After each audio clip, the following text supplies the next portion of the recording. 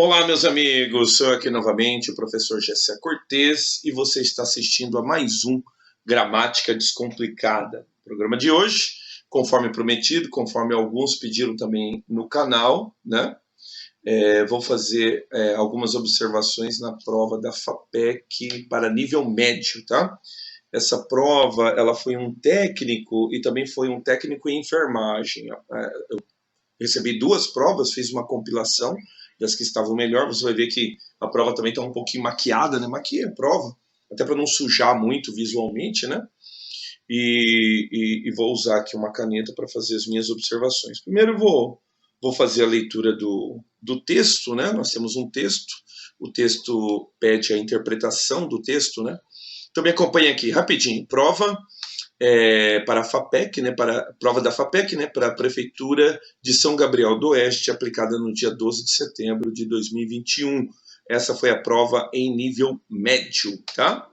Então tá bom, o texto, tá? Mas como, por exemplo, você tem apenas uma questão, no caso duas questões de interpretação de texto, uma inclusive bem objetiva, tá, que foi a número 2, e uma subjetiva, né, que é a número 1, notem que ele pede aqui a respeito do primeiro parágrafo.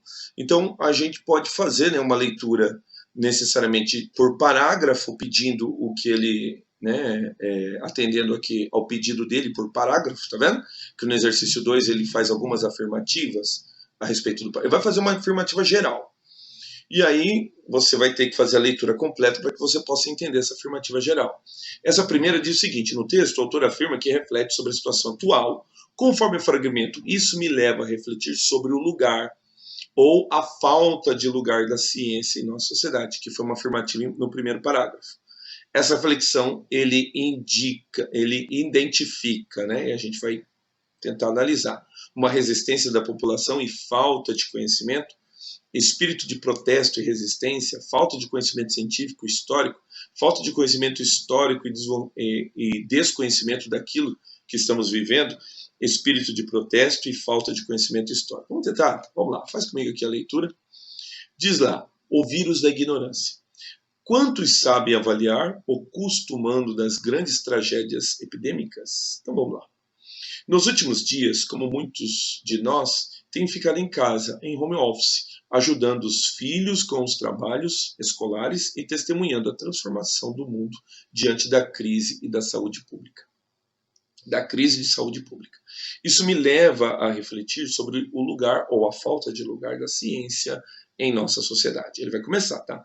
Ao observar a resistência de parte da população às restrições em vigor, me pergunto sobre a razão dessa desobediência. Além de um questionável espírito de protesto, tal atitude, que no caso seria desobediência, né, revela, acima de tudo, um desconhecimento profundo do que estamos vivenciando. A grande maioria não sabe como este vírus se reproduz e é transmitido. No entanto, os vírus fazem parte do mundo desde o início dos tempos e são tidos há muito como uma das ameaças mais graves para a saúde global. Lembro de meus primeiros cursos de microbiologia. Em pouco tempo, pude entender que, embora invisíveis a olho nu, os micro-organismos têm uma existência concreta e podem ser transmitidos com extrema facilidade. Umas poucas aulas práticas com placas de Petri e estirpes inofensivas de bactérias foram bastante eficazes para me fazerem compreender as noções básicas de esterilização, transmissão e contágio. A falta de conhecimento histórico também é espantosa, tá vendo? Ele fala sobre falta de conhecimento histórico. Quem viveu a epidemia da AIDS logo deduz que não respeitar o confinamento equivale a manter relações sexuais sem camisinha, em meio ao surto de HIV. Esses paralelos são menos óbvios, né, que para os mais jovens, que nunca experimentaram a ansiedade e o risco associado à contaminação viral. Mais uma vez, algumas horas dedicadas a explicar a história das grandes epidemias poderiam mudar tudo.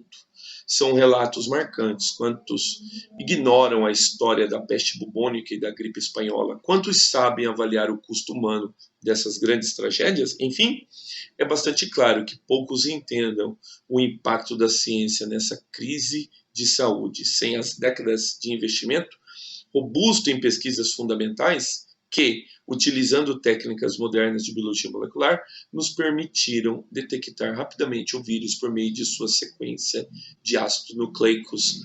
O momento atual, já terrível, poderia ser ainda pior.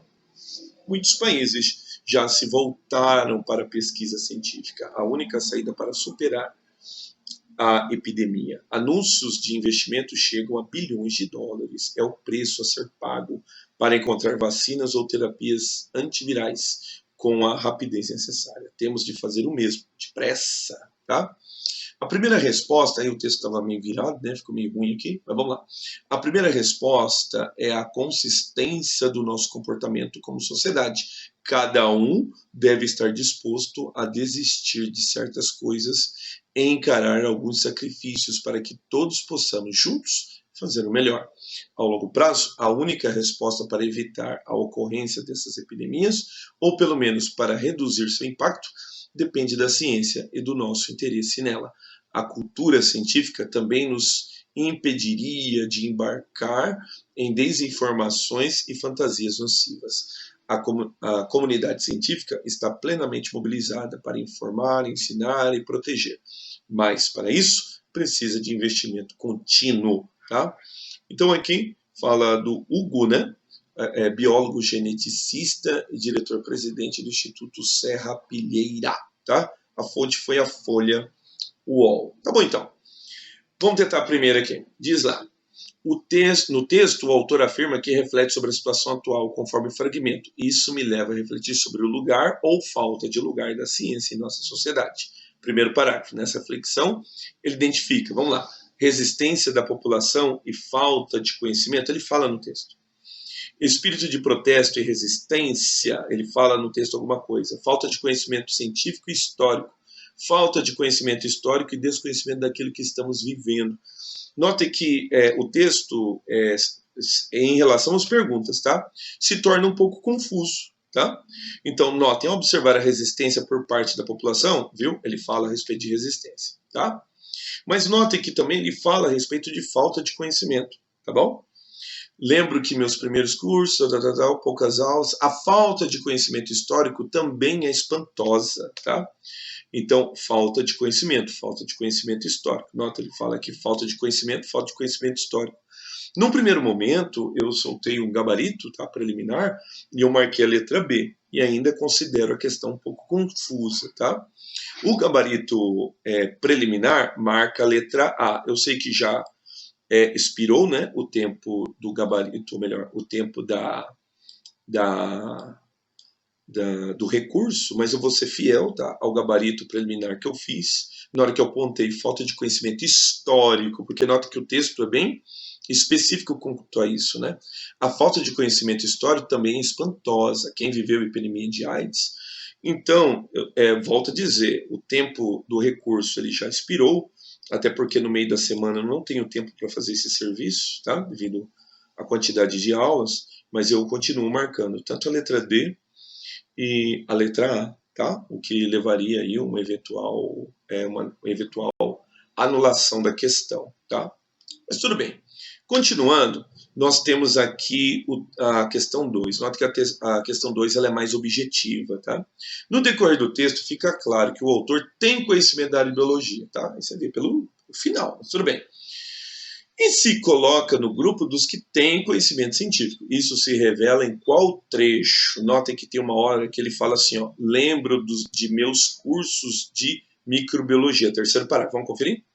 Olha lá, terceiro parágrafo. Lembro de meus primeiros cursos de microbiologia. Quer dizer, se ele fez curso de microbiologia, necessariamente eu não tenho conhecimento que curso de microbiologia está aí aberto para qualquer um fazer, né?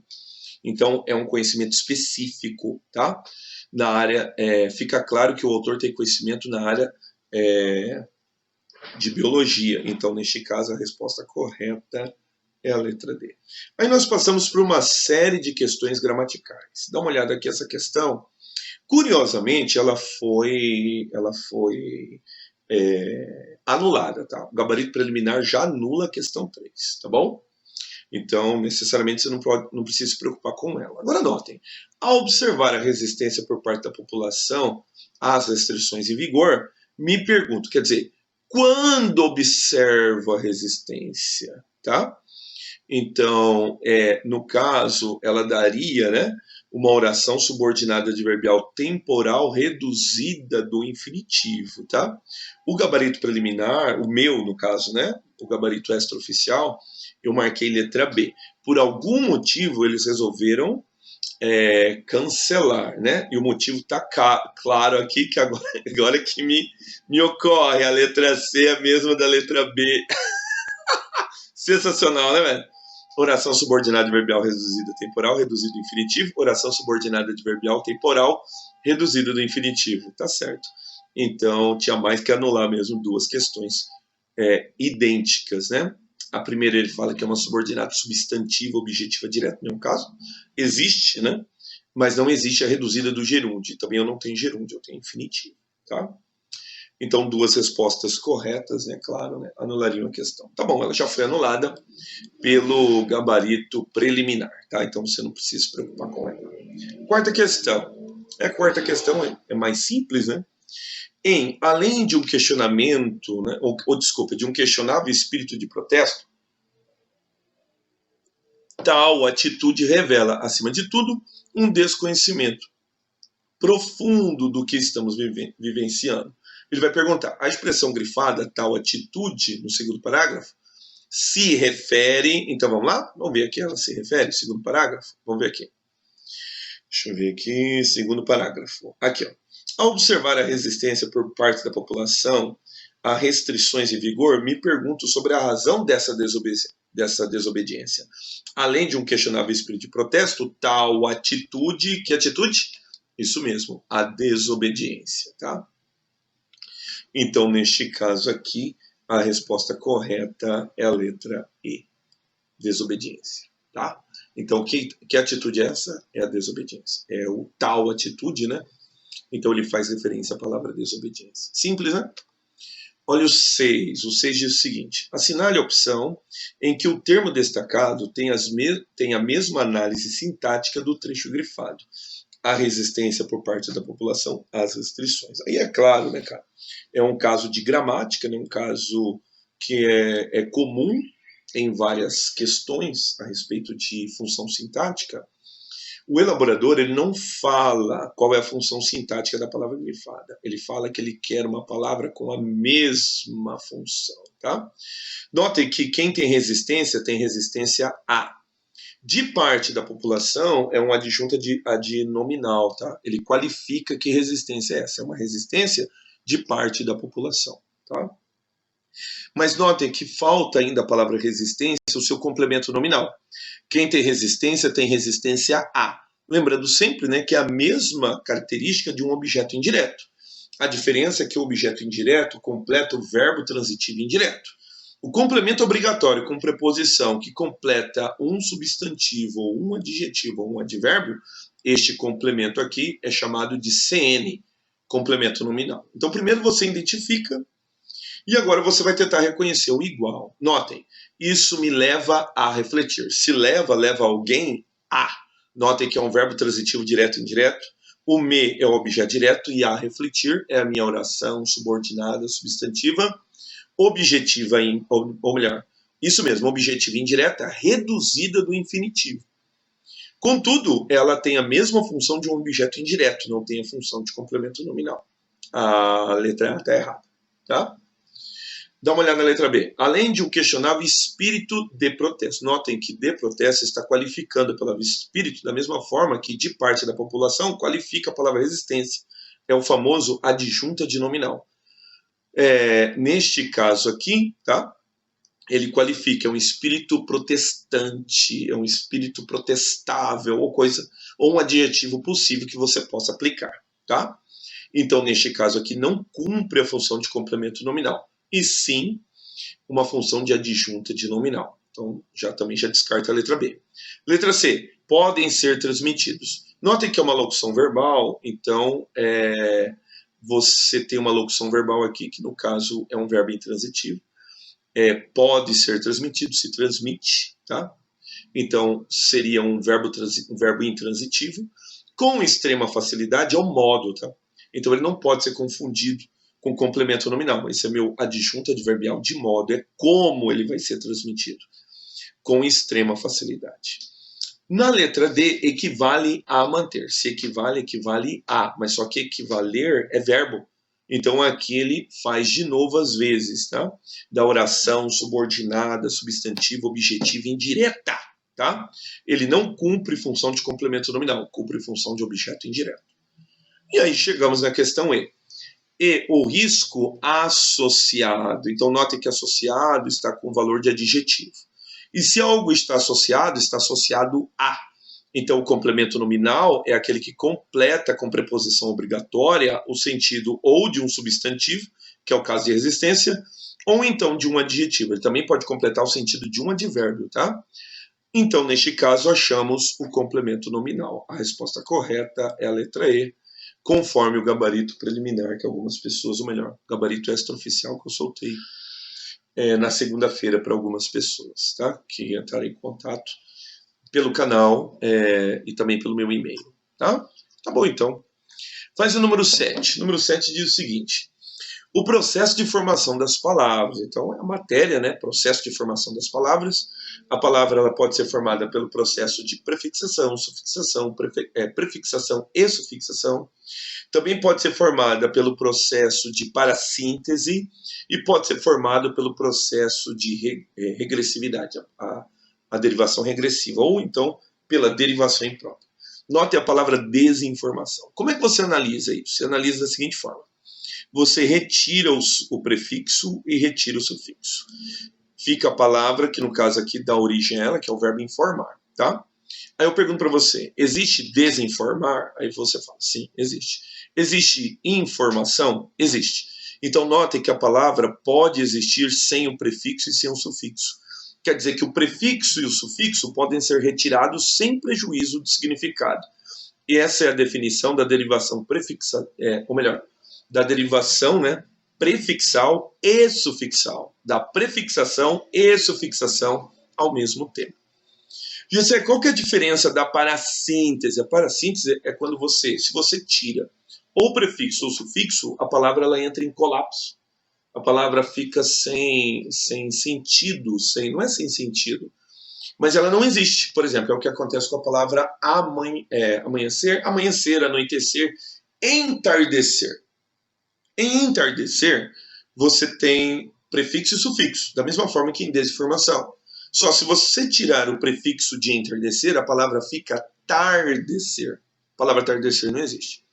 Se você tirar o sufixo, ou melhor, isso mesmo, o sufixo, fica a palavra entarde. Entarde também não existe. Então, só existe com prefixo e sufixo ao mesmo tempo. Então, quando você pode retirar o sufixo ou o prefixo ou o sufixo e a palavra continua intacta, nós dizemos que nós temos uma prefixação e sufixação. Notem que a mesma resposta na letra B e na letra E. O que vai diferenciar vai ser o que acontece em questionável. Notem que a palavra é questão. Então, o que ele tem um sufixo, o que nós chamamos de sufixação. Então, não é uma parassíntese. A parassíntese tem que ter prefixo e sufixo ao mesmo tempo. Aqui a gente só tem sufixo, ela é uma sufixação. A resposta correta é a letra B. No número 8, uma questão tradicional, FAPEC, de acentuação, né? Ele pede para você comparar. Notem, a mesma regra de acentuação aplicada em contágio. Notem, paroxítona terminada em ditongo oral crescente, é o que acontece na letra C, tá? Então, contágio, paroxítona terminada em ditongo oral crescente. Países é um hiato, terrível é uma paroxítona terminada em L, saúde é um hiato, histórico é uma proparoxítona. Mais uma? A pontuação empregada, olha só, no entanto, vírgula, olha só, os vírus fazem parte do nosso mundo desde o início dos tempos. se justifica como, olha só, recomendada, errado, tá? O que você está vendo aqui é um vício da linguagem, tá? Acontece que o no entanto, ele é um advérbio, desculpa, é uma conjunção. Depois da conjunção, existem possibilidades de você poder colocar uma vírgula sim. Porque depois da conjunção pode haver, por exemplo, um adjunto adverbial invertido. No entanto, durante esses anos, tá? Durante esses anos é um adjunto adverbial.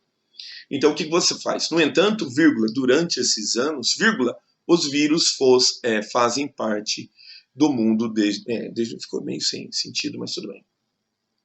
Tudo bem.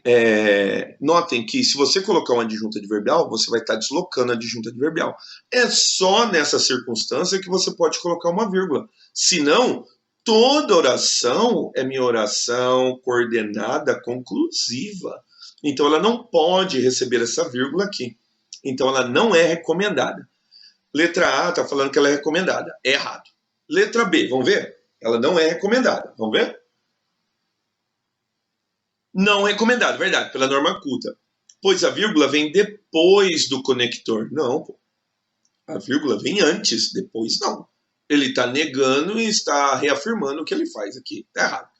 Não recomendada, correto. Pela norma culta da língua, pois a vírgula deve ser usada antes das conjunções coordenadas adversativas. Fechou. Tá? No entanto, adversativa, correto. Recomendada, errado. Não recomendada, certo? Pela norma culta, porque a oração começa com conjunção. Tem nada a ver, tá? Então, a oração começa por conjunção adversativa, ela tem uma vírgula antes dela. Então, uma questão assim, de um certo ponto de vista confusa, mas de um certo ponto de vista também fácil. Então, veja bem, a vírgula deve ser usada antes. Chega a ser primário, né? Mas é isso aqui mesmo, tá? Não foi utilizada antes porque a oração começou com a conjunção. Isso não te autoriza a colocar a vírgula depois, tá? A resposta correta é a letra C. E a número 10, meus amigos, né? Eu quero só dizer o seguinte, que essa nomenclatura que ele usa aqui, comum de dois números, necessariamente eu não vejo com muita frequência, tá? Alguns gramáticos não usam esse tipo de numeração, ou esse tipo de nomenclatura, perdão. O que seria, né, no caso, num primeiro momento, né, a questão me confundiu, então eu só li da seguinte forma, ela tem dois números, então uma palavra que pode ser tanto plural quanto singular. Então, no caso aqui, num primeiro momento eu marquei histórico. Por quê? Porque a própria questão me confundiu. Porque eu tenho histórico e históricos, então ela pode ter dois números. Mas nota que ele usa comum de dois números, da mesma forma que ele usa comum de dois gêneros. Então, o que é o comum de dois gêneros? É aquela palavra que só o determinante vai alterar. Essa que é a questão.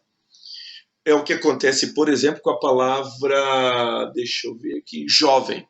Você pode usar tanto o jovem quanto a jovem. Isso se chama comum de dois gêneros. Por quê? Quem vai determinar o gênero não é a palavra. Quem vai determinar o gênero é o determinante. Não é uma nomenclatura muito comum, mas ele utilizou o comum de dois números. Quer dizer, são palavras que a própria palavra não estabelece o plural. É o caso de vírus, tá? Se você me acompanhar lá no texto, olha o que ele vai dizer no texto, tá? Vamos ver se a gente acha fácil aqui no texto, tá? Ele vai falar a respeito dos vírus, tá? Ele vai usar a palavra no plural, tá? Deixa eu ver aqui se eu acho fácil aqui, ó. Ele vai usar a palavra, olha aqui, ó, dá uma olhada aqui. No entanto, os vírus fazem parte. Note que a palavra vírus, ela não determina plural. É certo dizer o vírus, como é certo dizer os vírus. Como é certo dizer o lápis e como é certo dizer os lápis. Não existe lápis, não tem, tá? Isso acontece também com algumas palavras que são compostas, tá? Por exemplo, é o caso da palavra arco-íris. A palavra arco-íris, ela não tem designação nela a respeito de plural. Para você fazer o plural, você tem que usar o determinante.